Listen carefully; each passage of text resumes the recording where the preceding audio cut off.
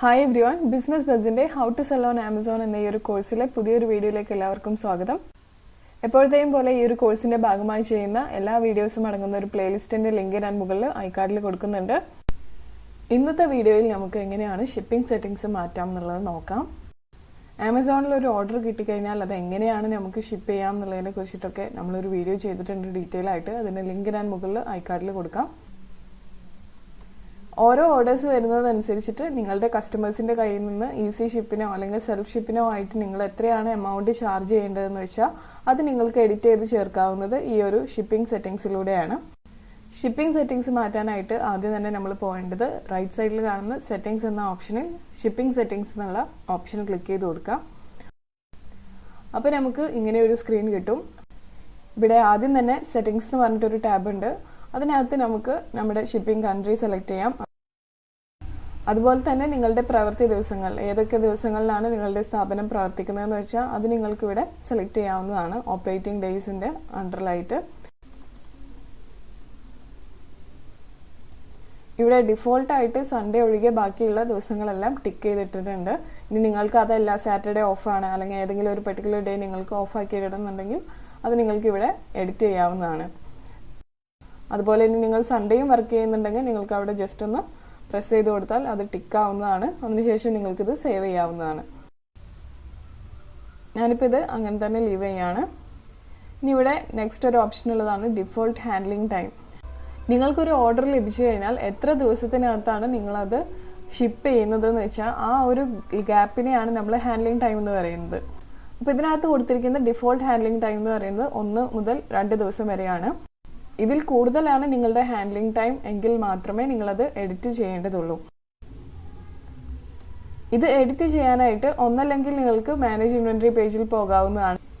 ഇല്ലാന്നുണ്ടെങ്കിൽ Excel template വഴി നിങ്ങൾക്ക് എഡിറ്റ് ചെയ്യാവുന്നതാണ്. ഇനി അടുത്തതായിട്ട് നിങ്ങൾക്ക് നിങ്ങളുടെ ഹോളിഡേയ്സ് സെറ്റ് ചെയ്യാവുന്നതാണ്. സ്വാഭാവികമായിട്ടും ഏതൊക്കെയാണ് നമ്മുടെ നാഷണൽ ഹോളിഡേയ്സ് എന്ന് വെച്ചാൽ അത് എല്ലാം ഇതിനകത്ത് കൊടുത്തിട്ടുണ്ട്. ഇനി അതല്ല നിങ്ങൾക്ക് അഡീഷണൽ ആയിട്ട് ഏതെങ്കിലും ഹോളിഡേയ്സ് ആഡ് ചെയ്യണം എന്നുണ്ടെങ്കിൽ അത് നിങ്ങൾക്ക് എഡിറ്റ് എന്ന ഓപ്ഷൻ ഉപയോഗിച്ചിട്ട് ചെയ്യാവുന്നതാണ്. ഇനി ഇവിടെ ഏറ്റവും അവസാനമായിട്ട് ഷിപ്പ് ത്രൂ എന്ന് പറഞ്ഞൊരു ഓപ്ഷൻ ഉണ്ട്. ഇതിനകത്ത് ഇപ്പോൾ നിലവിൽ ഈസി ഷിപ്പ് വഴിയും സെൽഫ് ഷിപ്പ് വഴിയുമാണ് ഞാൻ ഈ ഒരു അക്കൗണ്ട് ഉപയോഗിച്ചിട്ട് ഷിപ്പ് ചെയ്യുന്നത് എന്നാണ് കാണിക്കുന്നത്.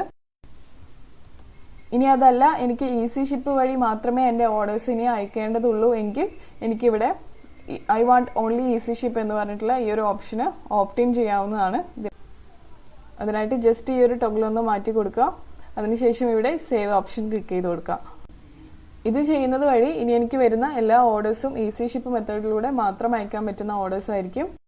ഇനി അതല്ല സെൽഫ് ഷിപ്പ് കൂടി നിങ്ങൾക്ക് ആഡ് ചെയ്യണമെന്ന് പിന്നീട് തോന്നുകയാണെന്നുണ്ടെങ്കിൽ ഇതേ സെയിം മെത്തേഡിലൂടെ തന്നെ അവിടെ ഇപ്പോൾ I am interested in self ship എന്ന് പറഞ്ഞിട്ടുള്ള ഓപ്ഷൻ ആയിരിക്കും ഉണ്ടാവുക. അപ്പോൾ നിങ്ങൾക്കത് സേവ് ചെയ്ത് കൊടുക്കാവുന്നതാണ്. ഇത് നിങ്ങൾക്ക് എപ്പോൾ വേണമെങ്കിലും എഡിറ്റ് ചെയ്ത് ചേർക്കാവുന്നതാണ്. പക്ഷെ നിങ്ങൾ പുതിയതായിട്ടാണ് ആമസോണിൽ ഒരു സെല്ലർ അക്കൗണ്ട് ക്രിയേറ്റ് ചെയ്തിട്ടുള്ളത്, അതായത് കഴിഞ്ഞ ഒരു 30 ദിവസത്തിനകത്താണെന്നുണ്ടെങ്കിൽ നിങ്ങൾ 2 മെത്തേഡും ഓപ്റ്റ് ചെയ്യുന്നതാണ് നല്ലത്. അതായത് ഈസി ഷിപ്പും സെൽഫ് ഷിപ്പ് മെത്തേഡും നിങ്ങൾ ഉപയോഗിക്കുക. ഇതാണ് ആമസോണും റെക്കമെൻഡ് ചെയ്യുന്നത്. ഇനി അടുത്തതായിട്ട് നമ്മളിവിടെ ഈസി ഷിപ്പ് എന്ന ഈ ഒരു ടാബ് എടുക്കുകയാണെന്നുണ്ടെങ്കിൽ ഇതിനകത്ത് നമുക്ക് ഈസി ഷിപ്പിൻ്റെ ചാർജസ് എഡിറ്റ് ചെയ്ത് ചേർക്കാവുന്നതാണ്. ഇവിടെ ഇപ്പോൾ നിങ്ങൾക്ക് കാണാം standard delivery, local, regional, national എന്നിവയ്ക്ക് നിങ്ങൾക്ക് എഡിറ്റ് ചെയ്തിട്ട് ഇതിൻ്റെ ട്രാൻസിറ്റ് ടൈം, അതായത് നിങ്ങൾ അയച്ചതിന് ശേഷം ഈ ഒരു ഓർഡർ നിങ്ങൾ അയച്ചതിന് ശേഷം എത്ര ദിവസത്തിനകത്താണ് അത് നിങ്ങളുടെ കസ്റ്റമേഴ്സിലേക്ക് എത്തുക എന്നുള്ളത് നിങ്ങൾക്ക് ചേർക്കാവുന്നതാണ്. അതുപോലെ തന്നെ ഷിപ്പിംഗ് ഫീ എത്രയാവും എന്നുള്ളതും എഡിറ്റ് ചെയ്ത് ചേർക്കാവുന്നതാണ്. ഇവിടെ നിങ്ങൾ ശ്രദ്ധിക്കേണ്ടത് ട്രാൻസിറ്റ് ടൈം എന്ന് പറയുന്നത് ഹാൻഡ്ലിംഗ് ടൈം ഇൻക്ലൂഡഡ് അല്ല. ഇതിനകത്ത് അയച്ചതിന് ശേഷം അത് കിട്ടാൻ എത്ര സമയം എടുക്കുന്നതെന്ന് വെച്ചാൽ അതാണ് ട്രാൻസിറ്റ് ടൈം. ഇത് എഡിറ്റ് ചെയ്യാനായിട്ട് നിങ്ങൾക്ക് മുകളിലുള്ള എഡിറ്റ് ഓപ്ഷൻ എടുക്കാം. ഇതിന് നിങ്ങൾക്ക് 2 രീതിയിൽ പ്രൈസ് സെറ്റ് ചെയ്യാം. ഒന്ന്, ഓരോ ഐറ്റത്തിനും നിങ്ങൾക്ക് വെയിറ്റ് ബേസ്ഡ് ആയിട്ട് പ്രൈസ് സെറ്റ് ചെയ്യാം. ഇല്ലാന്നുണ്ടെങ്കിൽ പ്രൈസ് ബാൻഡഡ് ആയിട്ടും പ്രൈസ് സെറ്റ് ചെയ്യാം. അതായത് ഇപ്പോൾ ഒരു എക്സാമ്പിൾ പറയുകയാണെന്നുണ്ടെങ്കിൽ നിങ്ങളുടെ കസ്റ്റമേഴ്സിന് നിങ്ങൾക്കൊരു ഓഫർ കൊടുക്കണമെന്ന് ആഗ്രഹിക്കുകയാണെന്ന് വിചാരിക്കുക. 200 രൂപയ്ക്ക് മുകളിൽ പർച്ചേസ് ചെയ്യുന്നവർക്ക് 0 ഷിപ്പിംഗ് ചാർജസ് ആണ് വരുന്നത് എന്ന രീതിക്ക് നിങ്ങൾക്ക് സെറ്റ് ചെയ്യണമെന്നുണ്ടെങ്കിൽ ഇവിടെ പ്രൈസ് ബാൻഡഡ് ഓപ്ഷനിൽ വന്നിട്ട് 0 to 200 എത്രയാണെന്ന് വെച്ചാൽ ഷിപ്പിംഗ് ചാർജ് നിങ്ങൾക്ക് സെറ്റ് ചെയ്യാം. അതിനുശേഷം 200 to എബോവ് എന്നുള്ളിടത്ത് നിങ്ങൾക്ക് ഷിപ്പിംഗ് ചാർജ് ഫ്രീ ആയിട്ട് കൊടുക്കാം. ഇവിടെ ഇപ്പോൾ ഈസി ഷിപ്പ് മെത്തേഡ് ആയതുകൊണ്ട് തന്നെ ട്രാൻസിറ്റ് ടൈം എന്നുള്ളിടത്ത് ഡൈനാമിക് എന്ന് നിങ്ങൾക്ക് കാണാം. സെൽഫ് ഷിപ്പ് ആണെന്നുണ്ടെങ്കിൽ നിങ്ങൾക്ക് ഈ ഒരു ട്രാൻസിറ്റ് ടൈം എഡിറ്റ് ചെയ്യാനായിട്ട് പറ്റും. ഇത് ഈസി ഷിപ്പ് ആയതുകൊണ്ട് തന്നെ ഡൈനാമിക് എന്ന് പറഞ്ഞാണ് കാണിക്കുന്നത്.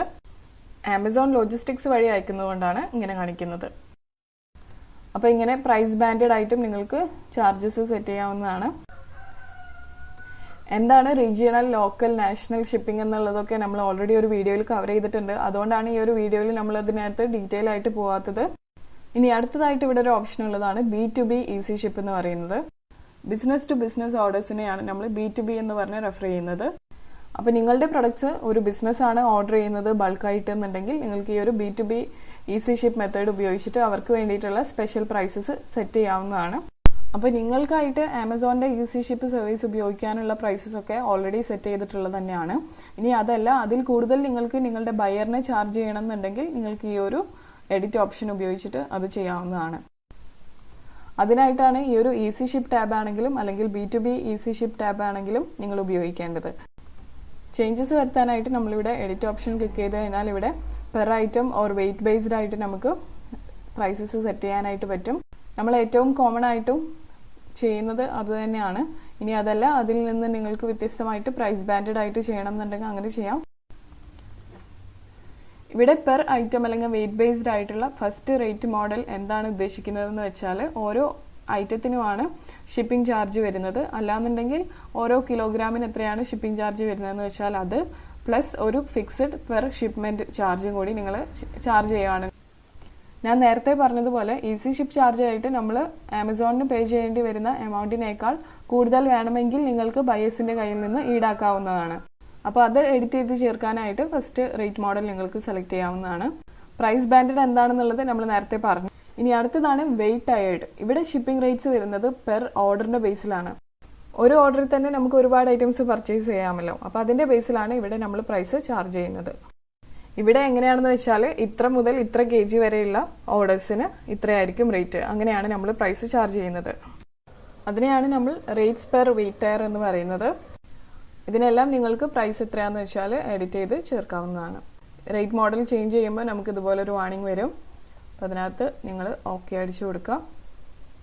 നിലവിലുള്ള റേറ്റ് മോഡൽ നിങ്ങൾക്ക് മാറ്റണം എന്നുണ്ടെങ്കിൽ, ഇല്ലാന്നുണ്ടെങ്കിൽ ക്യാൻസൽ ഓപ്ഷൻ ക്ലിക്ക് ചെയ്യാം. അപ്പോൾ ഇവിടെ നിങ്ങൾക്ക് കാണാം, ഞാനിവിടെ പെർ ഐറ്റം അല്ലെങ്കിൽ വെയിറ്റ് ബേസ്ഡ് ആയിട്ടുള്ള ഫസ്റ്റ് റേറ്റ് മോഡലാണ് എടുത്തിട്ടുള്ളത്. അപ്പോൾ അതിൽ നിങ്ങൾക്ക് പെർ ഓർഡർ എത്രയാണ് ചാർജ് ചെയ്യേണ്ടതെന്ന് വെച്ചാൽ അതിന് പുറമേ ആയിട്ട് പ്ലസ് ഇത്ര രൂപ പെർ 500 ഗ്രാംസ് ചാർജ് ചെയ്യുകയാണെന്നുണ്ടെങ്കിൽ അത് ചെയ്യാവുന്നതാണ്. ഇനി അടുത്തതായിട്ട് നമുക്കിവിടെ സെൽഫ് ഷിപ്പിൻ്റെ ചാർജസ് എങ്ങനെയാണ് സെറ്റ് ചെയ്യാന്നുള്ളത് നോക്കാം. മൈഗ്രേറ്റഡ് ടെംപ്ലേറ്റ് എന്താണെന്നുള്ളത് നമ്മൾ നേരത്തെ ഒരു വീഡിയോയിൽ പറഞ്ഞിട്ടുണ്ടായിരുന്നു.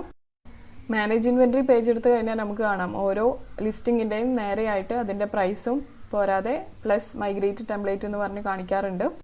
അതുകൊണ്ട് ഉദ്ദേശിക്കുന്നത് നിങ്ങളുടെ ലിസ്റ്റിങ്സിന് നിങ്ങൾ സെറ്റ് ചെയ്തിട്ടുള്ള പ്രൈസ് പോരാതെ ഷിപ്പിംഗ് ചാർജസ് എത്രയാണെന്ന് വെച്ചാൽ ഈ ഒരു മൈഗ്രേറ്റഡ് ടെംപ്ലേറ്റിൽ കൊടുത്തിട്ടുള്ള ഈ ഒരു ഷിപ്പിംഗ് ചാർജസും അപ്ലിക്കബിൾ ആണ് എന്ന് കാണിക്കാനായിട്ടാണ്. അപ്പോൾ മൈഗ്രേറ്റഡ് ടെംപ്ലേറ്റ് എഡിറ്റ് ചെയ്യാനായിട്ട് നിങ്ങൾക്ക് ഇവിടെ എഡിറ്റ് ഓപ്ഷൻ ഉപയോഗിക്കാം. ഈ ഒരു മൈഗ്രേറ്റഡ് ടെംപ്ലേറ്റ് പേജ് നിങ്ങൾക്ക് രണ്ട് രീതിയിലായിട്ട് ഡിവൈഡ് ചെയ്തിട്ടുള്ളത് കാണാം. ഒന്ന് എക്സ്പെഡിറ്റഡ് ഡെലിവറി, ഒന്ന് സ്റ്റാൻഡേർഡ് ഡെലിവറി. അതായത് ചില ഓർഡേഴ്സ് നമുക്ക് ലഭിക്കുമ്പോൾ അതിനകത്ത് കൊടുത്തിട്ടുണ്ടായിരിക്കും എക്സ്പെഡിറ്റഡ് ഡെലിവറി അല്ലെങ്കിൽ സ്റ്റാൻഡേർഡ് ഡെലിവറി പറഞ്ഞിട്ട്. എക്സ്പെഡിറ്റഡ് ഡെലിവറി എന്നുകൊണ്ട് ഉദ്ദേശിക്കുന്നത് ഏറ്റവും ഫാസ്റ്റായിട്ട് ഡെലിവറി ചെയ്യാൻ പറ്റുന്ന മെത്തേഡിനെയാണ്. സ്റ്റാൻഡേർഡ് ഡെലിവറി എന്നുകൊണ്ട് ഉദ്ദേശിക്കുന്നത് സാധാരണ രീതിയിൽ എങ്ങനെയാണോ നിങ്ങളുടെ ഓർഡേഴ്സ് അയക്കുന്നത് അതിനെയാണ്. ഇവിടെ നിങ്ങൾക്ക് വേണമെന്നുണ്ടെങ്കിൽ ഈ ഒരു ടെംപ്ലേറ്റിൻ്റെ നെയിം മൈഗ്രേറ്റഡ് ടെംപ്ലേറ്റ് എന്നുള്ളത് മാറ്റി നിങ്ങൾക്ക് സ്പെസിഫിക്കലി ഈ ഒരു ടെംപ്ലേറ്റിന് ഒരു നെയിം സെറ്റ് ചെയ്യണമെന്നെങ്കിൽ ഇവിടെ ചെയ്യാവുന്നതാണ്. അതിനുശേഷം നിങ്ങളുടെ റേറ്റ് മോഡൽ നിങ്ങൾ സെലക്ട് ചെയ്യുക. ശേഷം ഇവിടെ നിങ്ങൾക്ക് ഓരോ റീജിയനും എത്രയാണ് ട്രാൻസിറ്റ് ടൈം വരുന്നത്, ഷിപ്പിംഗ് ഫീ എത്രയാണ് വരുന്നത്, പ്ലസ് അഡീഷണലി നിങ്ങൾക്ക് എത്രയാണ് ചാർജ് ചെയ്യേണ്ടതെന്ന് വെച്ചാൽ അത് ആഡ് ചെയ്യാം. ഇവിടെ അഡീഷണൽ ആയിട്ട് നിങ്ങൾ ചാർജ് ചെയ്യുന്നത് നിങ്ങൾക്ക് വേണമെന്നുണ്ടെങ്കിൽ പാക്കിംഗ് ആൻഡ് ഹാൻഡ്ലിംഗ് ചാർജൊക്കെ ഇവിടെ ആഡ് ചെയ്യാവുന്നതാണ്.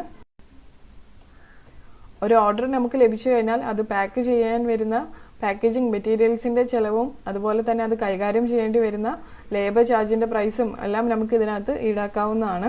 ഇതിനകത്ത് വ്യക്തമായിട്ട് ഓരോ റീജിയനും എത്രയാണ് പ്രൈസ് നിങ്ങൾക്ക് ചാർജ് ചെയ്യേണ്ടതെന്ന് വെച്ചാൽ അത് എഡിറ്റ് ചെയ്ത് ചേർക്കാനായിട്ടുള്ള സൗകര്യമുണ്ട്. സെൽഫ് ഷിപ്പ് ചെയ്യുന്നതിനായിട്ട് നിങ്ങളുടെ കൊറിയർ പാർട്ട്ണർ നിങ്ങൾക്ക് നൽകിയിട്ടുള്ള പ്രൈസസ് അനുസരിച്ചിട്ട് നിങ്ങളിവിടെ എഡിറ്റ് ചെയ്ത് മാറ്റങ്ങൾ വരുത്തുക. എങ്ങനെയാണ് സെൽഫ് ഷിപ്പ് വഴി നിങ്ങളുടെ ഓർഡേഴ്സ് കസ്റ്റമേഴ്സിലേക്ക് എത്തിക്കുക എന്നുള്ളതിനെ കുറിച്ചിട്ട് നമ്മളൊരു വീഡിയോ ഓൾറെഡി ചെയ്തിട്ടുണ്ട്.